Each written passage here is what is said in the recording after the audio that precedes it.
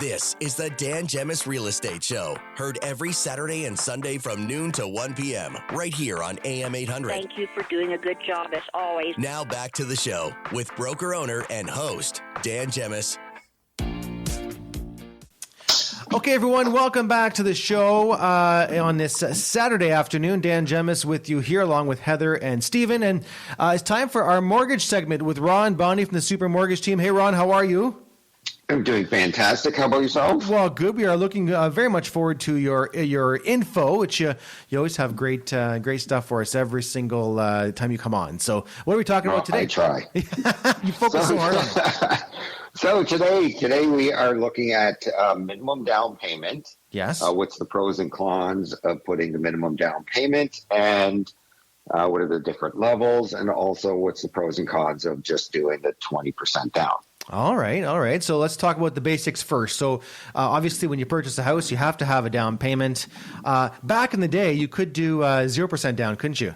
At some point. Yeah, back in the day. Now they still have like it's called a flex down payment, which costs more for insurer premiums, but you can borrow the down payment from lines of credit as long as you can debt service it. All right.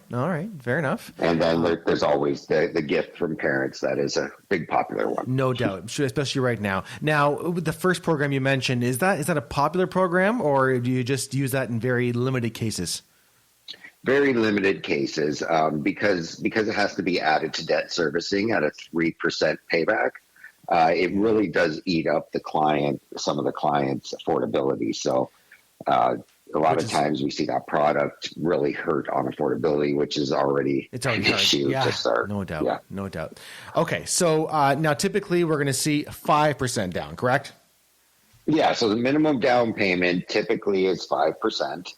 Up to the first $500,000. So if your purchase price is higher than $500,000, then for every dollar after that, it's a minimum of 10%. So it's 5% up to the first $500,000.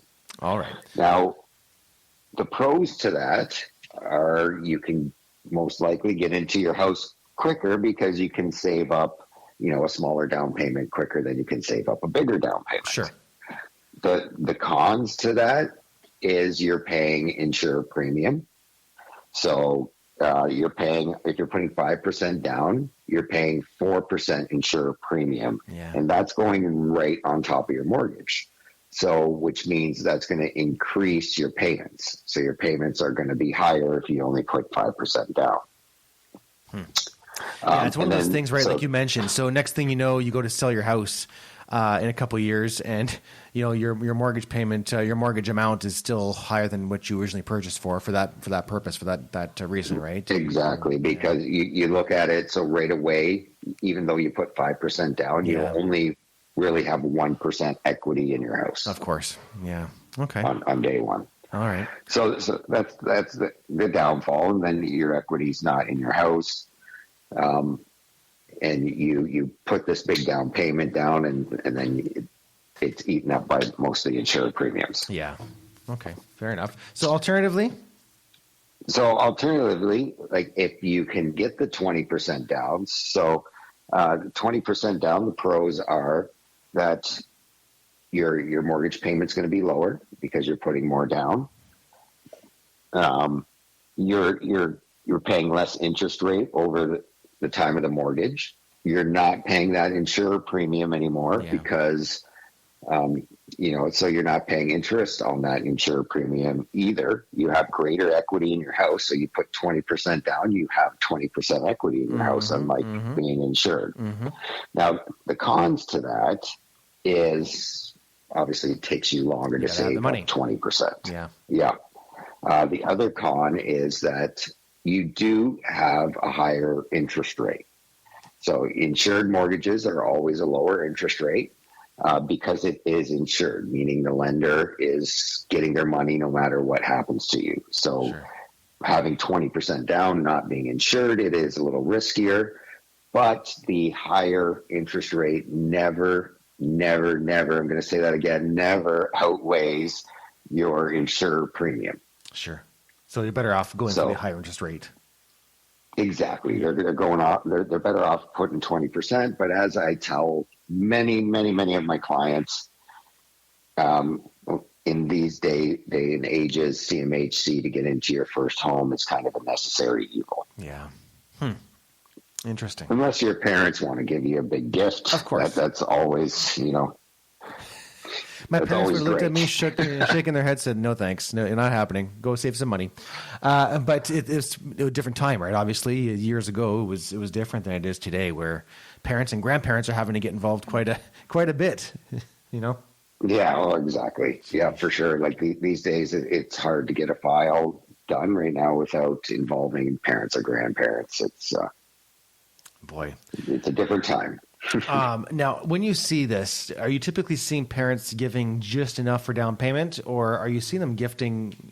We've done articles, we've done segments before on living inheritances, so where they actually give them larger sums. Are you typically seeing just down payment money, or are you seeing larger sums that are coming from parents, grandparents? Yeah, no, typically it's just down payment. Yeah. So, and yeah, they do consider it like a living inheritance, like here, Yeah. while we're both alive, here you go. Help you out, right? So we'll see down payments. Sometimes we'll see down payment and closing costs.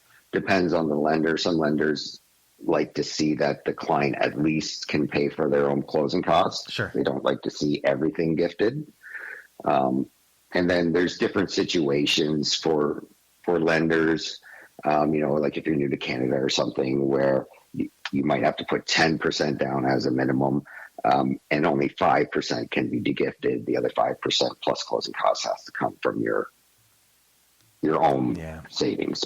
But there's many different rules and different aspects, and that's why if you have questions, we're always available to talk to you. Now, talk to me a little bit. We have a few minutes left about the market in general. What are you seeing in the mortgage world right now over the last month? What's the trend? So I'm sure you're feeling it, but we're seeing a big pickup. Yes, in the last week or two. Yep. It's gotten really busy. Phones are ringing off the hook. I think people are now used to, okay, this is what Trump's doing, so let's just go ahead and stop sitting on the sideline. It's very similar to COVID, right? Where at first it was shock, no one's doing anything, and then literally everyone just came out of the woodwork. Exactly. They just knew. The taps turned on and we're flooding. That's right. Sheesh, so strange. But trends on our side right now that we're seeing, the fixed rates are ticking up a very little bit because bond yields are going up. Higher, yeah. But the variable is holding steady, which a lot of people are starting to believe back into the variable. They can get it for the same price or even cheaper that they can get the fixed rates, and rates. The Bank of Canada is still supposed to cut rates at least a couple times this year. So next rate announcement is in June, correct? Correct. Next rate announcement is in June, and with the data that just came out, it's about a 60-40 that they're going to just hold the rates. Okay. So 40% chance that they're going to drop, 60% chance that they're going to hold the rates. What's the latest info? Is it inflation data? So inflation, is up a bit, more than what they expected. We expected that inflation is going to go up. Obviously, when you're putting tariffs in and out, you're paying more for your product. Yeah, so of course. It's going to. But the unemployment rate is higher than what they expected as well. So, that's why it's a 40-60 chance. Boy, oh boy. I've got a texter that has sent a question asking if a variable rate is possible on commercial properties. So we typically do residential. We don't do much on variables. So unfortunately, I don't have that. Okay. I personally don't do much with commercial. Okay. But I can definitely look into that answer and get that for you. Okay, fair enough. Okay, so your prediction then is as of June that the The Bank of Canada will hold the rate, is what you're hearing mostly, a 60-40 chance that the bank will hold the rate as it sits. Where are we expecting the bond rates to go then? If they've obviously been going up over the last week or so, last couple of weeks, where do they see that going? Have they said? Well, the lenders are always very sensitive. As soon as the bond yield goes up, to raise those fixed rates to go up. They're very, very sensitive about that. When they come down, they're not so sensitive to lower them. So, as soon as they go up, they raise the rates, even if it's just temporarily, even if they predict it's temporary. So are we still seeing the rates hovering in the 4-ish% mark for a residential 5-year mortgage? Yeah, for sure. Low fours for residential. Low fours for insured and mid fours for uninsured. Okay, fair enough. Anything else? And there's always deals out there, that we can tap into, special promotions that we get every week for mortgages. So, if you're curious about rates. I was going to say, Ron, as a mortgage broker, you guys have access to multiple lenders, right? So you can shop a client around. Yeah, so 117. So just Holy moly. And a lot of the major banks are in there, correct? Correct. Yeah, for sure. Awesome. Good to know. If anyone has questions, Ron, what's the best way to reach out to you? You can reach out on my cell phone, 519-791-2961. You can email me at ronbondy@supermortgageteam.ca, or they can get in touch with one of your agents. Awesome. Thank you, sir. Appreciate it. We'll talk to you next month. Thank you, sir. Enjoy the weekend. You too. That's Ron Bondy with the Super Mortgage Team. We're going to take a break. We are going to come back and answer some listener questions with Stephen and Heather. So lots more to come right here on the Dan Gemus Real Estate Show.